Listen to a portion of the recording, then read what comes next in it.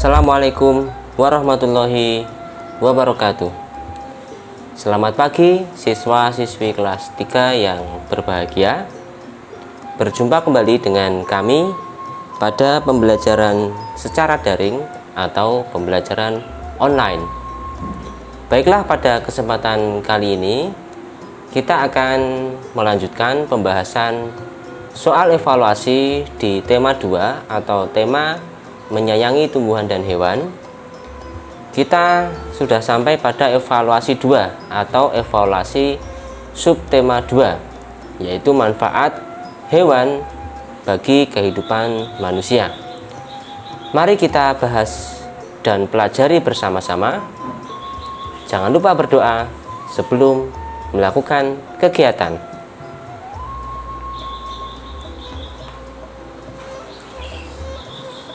Baiklah, mari kita mulai dari soal PPKN terlebih dahulu. Nomor 1. Sila kedua Pancasila adalah titik-titik. A. Persatuan Indonesia. B. Kemanusiaan yang adil dan beradab. C. Keadilan sosial bagi seluruh rakyat Indonesia. Jawabannya tentu saja adalah yang B, ya.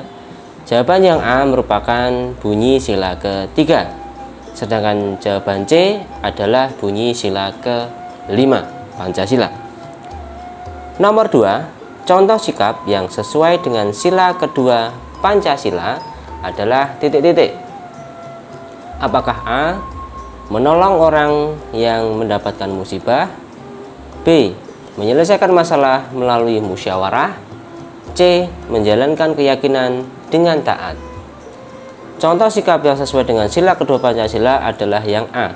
menolong orang yang mendapatkan musibah. Sila kedua Pancasila berkaitan dengan hubungan kita atau hubungan manusia dengan sesamanya, ya, baik pada sesama manusia maupun sesama makhluk Tuhan. Sedangkan opsi jawaban yang B, menyelesaikan masalah melalui musyawarah, adalah contoh sikap yang sesuai dengan sila keempat Pancasila. Sedangkan opsi jawaban yang C, menjalankan keyakinan dengan taat, adalah contoh sikap yang sesuai dengan sila pertama Pancasila atau ketuhanan yang Maha Esa.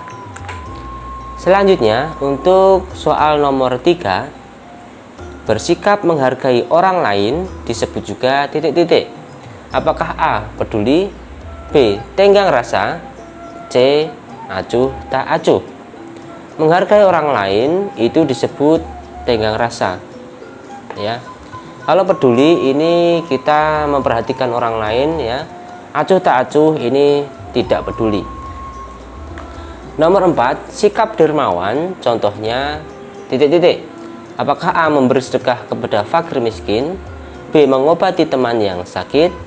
C. berbicara sopan santun? Sikap dermawan adalah sikap suka berderma atau suka memberi.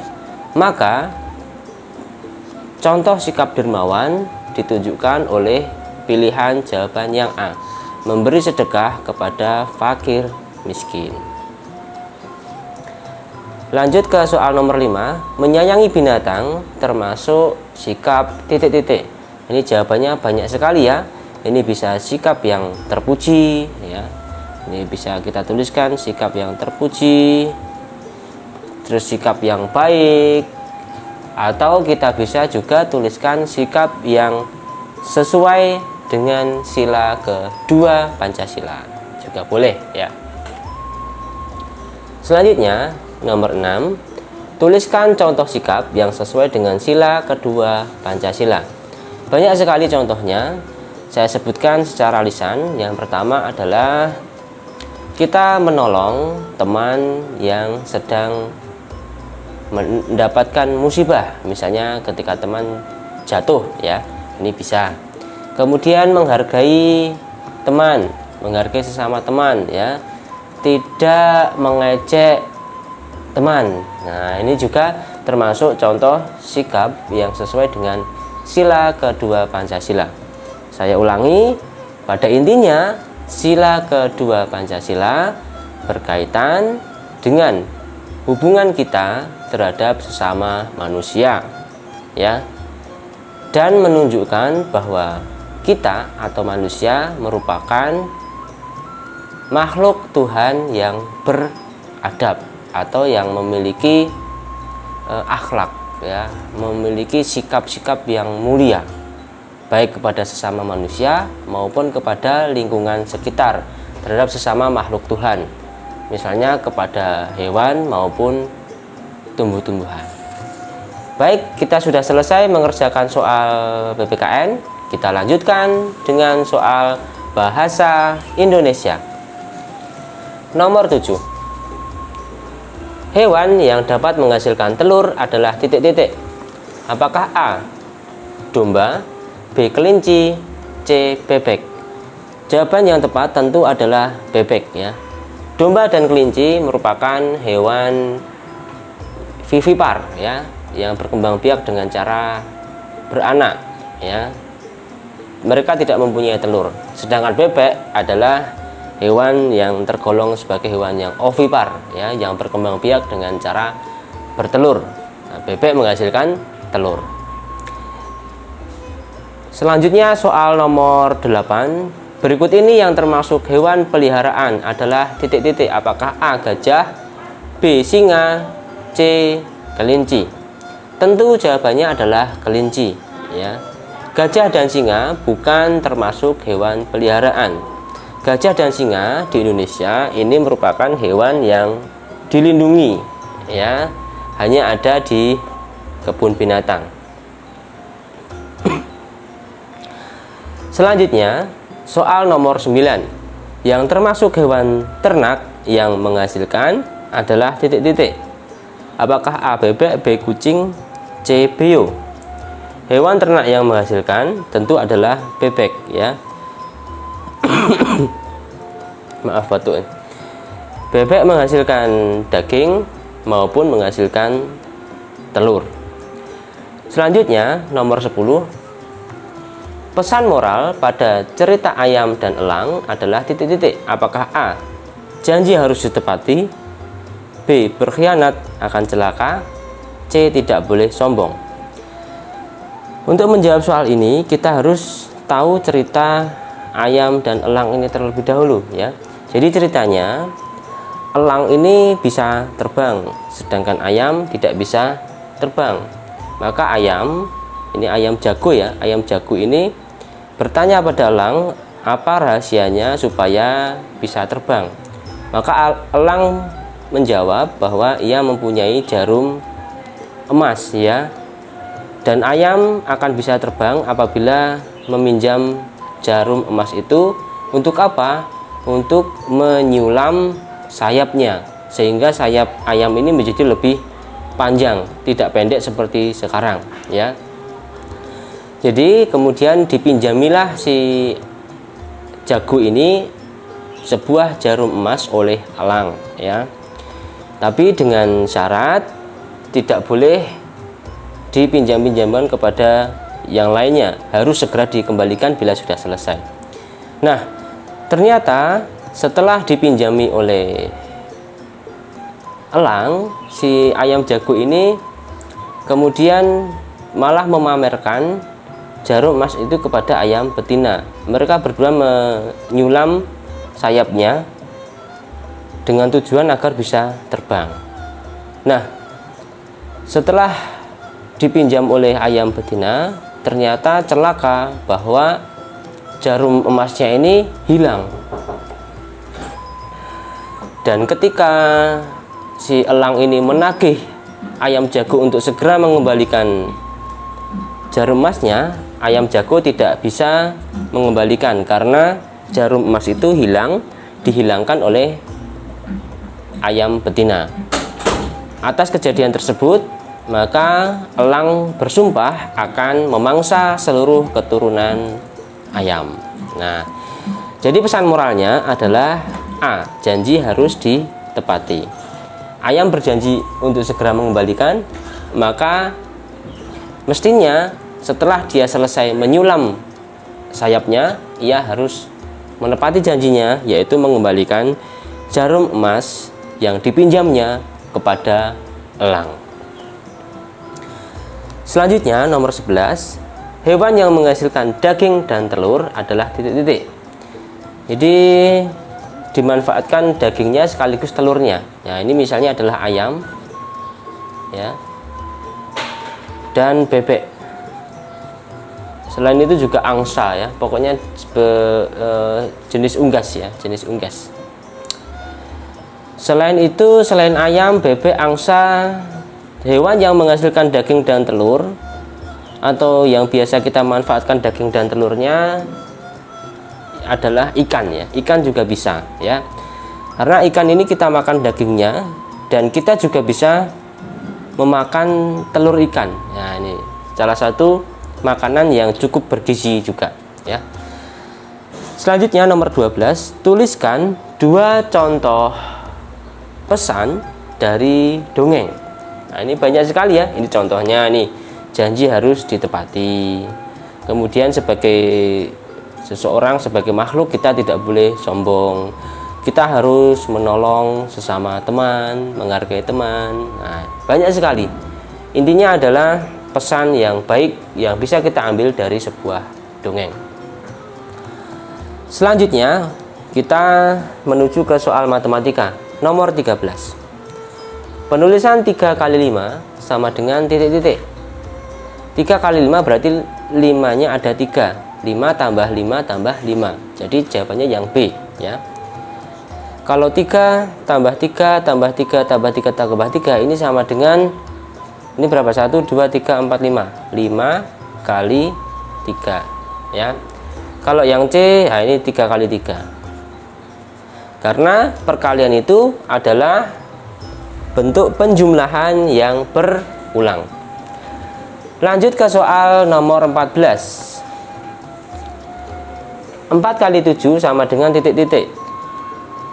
Nah, ini berarti soal tentang sifat komutatif atau sifat pertukaran dalam perkalian ya. 4 kali 7 itu hasilnya sama dengan 7 kali 4 ya, yang B.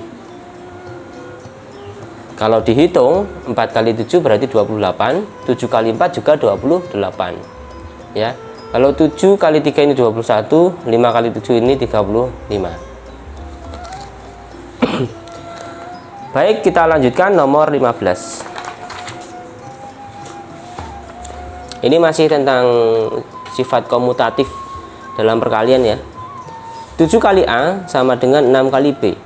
Nah, untuk melengkapi sifat pertukaran perkalian di atas, nilai A dan B berturut-turut adalah, nah ini tentu yang A adalah 6, B 7 ya. Jadi 7 kali 6 itu sama dengan 6 kali 7. Jawabannya yang A ya. Ini kita masukkan ya. A sama dengan 6, ini 6, 7 kali 6 sama dengan 6 kali B, B nya 7.